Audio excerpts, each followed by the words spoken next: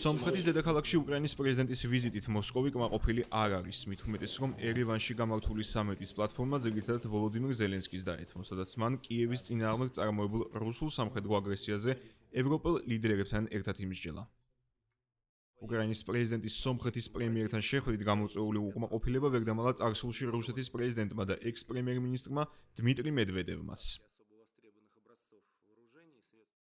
დღეს ერევანში ორი გონება დახშული რუსოფობი, რომელიც მშვენივრად საუბრობს რუსულად, არასრულ ფასოვნების გამო ცუდი ინგლისურით ათბირობდნენ.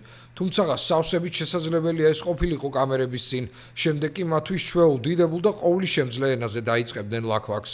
ხოლო ტრამპი და ვენსი აკლიათ, რომ ინგლისური ენა ჩაიბარონა მოსწავლელებისგან.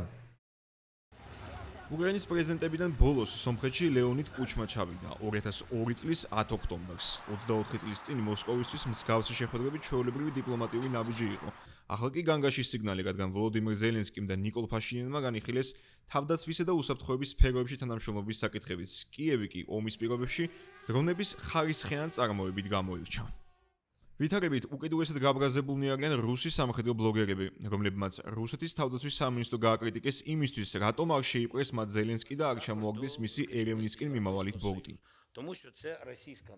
ექსპერტების აზრით, სურათი, სადაც ერევანი თავს უყრის ევროპის ქვეყნების პირველ პირებს, კანადისა და გაერთიანებული სამეფოს პრემიერ-მინისტრებს, ევროკავშირის ხელმძღვანელებსა და ნატოს გენერალურ მდივანს, ხოლო ორი დღე ეთმობა რუსული აგრესიისა და ენერგოდამოკიდებულებისგან კონტინენტის დაცვის საკითხებს. კრემლისთვის სულ ცოტა ხნით ადრეც წარმოუდგენელია.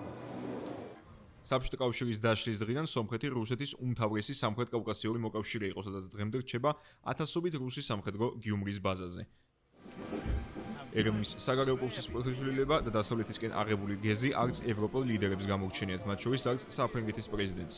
ემანუელ მაკრონმა მკაფიოდ გაუსვა ხაზი იმ გარემოებას, რომ თუნდაც 8 წლის წინ სომხეთში მსგავსი შეხვედრის გამართვის საკითხი არც კი იქნებოდა მსჯელობის საგანი, რადგან ქვეყანა კრემლის დე-ფაქტო სატელიტად განიხილებოდა. რუსეთ-სომხეთის ურთიერთობები მნიშვნელოვნად გამწვავდა მას შემდეგ, რაც 2023 წელს აზერბაიჯანმა საბრძოლო მოქმედებებით სრულად დაიბრუნა კონტროლი ყარაბაღზე.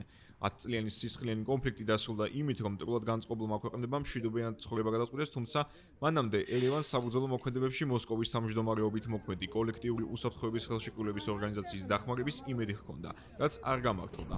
ეს საკითხი განხილვის საგნად იქცა კრემლში მიმდინარე წლის 1 აპრილს ვლადიმერ პუტინსა და ნიკოლ ფაშინიანს შორის შემდგარ შეხვედრაზე, სადაც მხარეებმა დისკუსია მინიშნებებით და გადაკრული სიტყვებით წარმართეს.